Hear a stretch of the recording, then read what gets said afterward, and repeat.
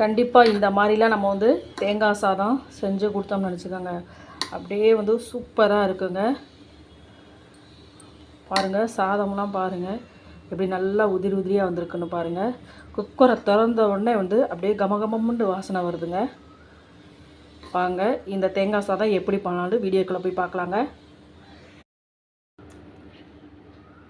அனைவருக்கும் வணக்கம். நம்முடைய சேனலை சப்ஸ்கிரைப் பண்ண எல்லாருக்குமே வந்து ரொம்ப வந்து நன்றிங்க. இன்றைக்கி வந்து மதுரை தங்கமிட்டு சமையலில் என்ன பார்க்க போகிறோம்னா, சூப்பரான டேஸ்டியான தேங்காய் பால் சாதம் தாங்க. ரொம்ப வந்து டேஸ்ட்டாக இருக்குங்க. வாங்க வீடியோக்குள்ளே போகலாம். குக்கர் பாருங்கள் நல்லா ஹீட் ஆகிடுச்சுங்க. இப்போ ஒரு ஸ்பூன் அளவு வந்து எண்ணெய் சேர்த்துக்கிறேன், ஒரு ஸ்பூன் அளவு வந்து நெய் சேர்த்துக்கிறேங்க. நெய் எண்ணெய் எல்லாமே நல்லா காஞ்சிருச்சு பாருங்கள். ஒரு அரை ஸ்பூன் அளவு வந்து சோம்பு எடுத்துருக்குறேங்க, 3 பட்டை, 2 ஏலக்காய், 3 பிரிஞ்சி இலை, ஒரு 5-6 முந்திரி எடுத்துருக்கேங்க. அதையும் சேர்த்துக்கலாம். இப்போ வந்து ஒரு பெரிய வெங்காயம் நீல வாக்கில் கட் பண்ணி வச்சுருக்கேங்க. ஒரு 4 பச்சை மிளகா சேர்த்துக்கலாங்க.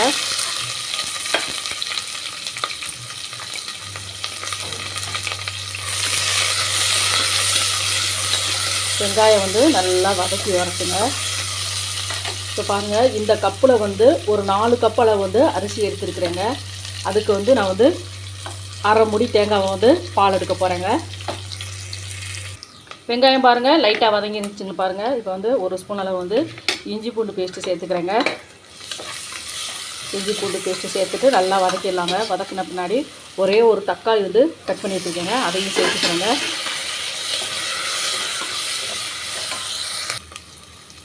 தக்காளி சேர்த்த உடனே உப்பு சேர்த்துக்கலாங்க. தக்காளி வந்து நல்லா வதங்கி வரட்டுங்க.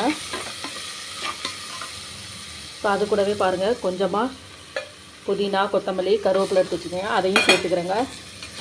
சிம்பிளாக இருக்குங்க, ஆனால் சூப்பராக இருக்குங்க. ட்ரை பண்ணி பாருங்கள்.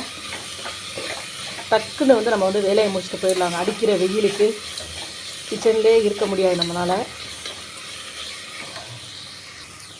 பாருங்கள், தக்காளி எல்லாமே வந்து நல்லா வதங்கிருச்சுங்க. இப்போ வந்து தேங்காய் பால் வந்து அரைச்சிட்டு வந்துட்டேங்க, சேர்த்துக்கிறேங்க. ஒரு 8 கப்பளவு வந்து தேங்காய் பால் வந்து சேர்த்துக்கிறேங்க. அந்த தேங்காய் பால் கூடயே கொஞ்சமாக வந்து தண்ணியை ஆட் பண்ணிக்கோங்க, பார்த்து அளவாக சேர்த்துக்கோங்க.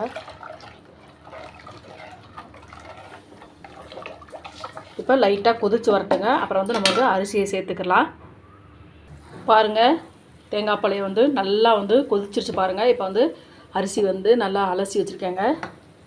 நார்மல் வந்து நம்ம வந்து சாப்பாடு அரிசி சேர்த்தாலே சூப்பராக இருக்குங்க. அரிசி சேர்த்துட்டு உப்பு எல்லாமே சரி பார்த்துக்கோங்க. இப்போ வந்து குக்கர் மூடி போட்டு கரெக்டாக வந்து ஒரு 3 விசில் விட்டு எடுத்துக்கலாங்க. கரெக்டாக 3 விசில் வந்துருச்சுங்க. திறந்து பார்த்துடலாம். குக்கர் மூடியை திறந்த உடனே அப்படியே கமகமன்னு அப்படியே வாசனை வருதுங்க. பாருங்கள், சாதத்தை பாருங்கள் எவ்வளோ பொலிவாக வந்திருக்குன்னு பாருங்கள். இதே மாதிரி டக்குன்னு செய்யக்கூடிய தேங்காய் சாதம் வந்து செஞ்சு பாருங்கள். ரொம்பவும் டேஸ்ட்டாக இருக்குங்க. இந்த தேங்காய் சாதத்துக்கு தொட்டு சாப்பிட்றதுக்கு கொஞ்சமாக வந்து குருமா செஞ்சு சாப்பிட்டாலும் நல்லா இருக்குங்க. இல்லாட்டி தயிர் பச்சடியோடு சாப்பிட்டாலும் நல்லா இருக்குங்க. இல்லாட்டி உருளைக்கிழங்கு இருக்குது பார்த்தீங்களா, அது கிரேவி பண்ணிவிட்டு தொட்டு சாப்பிட்டாலும் சூப்பராக இருக்குங்க. இதே மாதிரி நீங்களும் செஞ்சு பாருங்கள். ப்ளீஸ் நம்ம சேனலை பார்க்குறவங்க நம்ம சேனலுக்கு ஆதரவு கொடுங்க.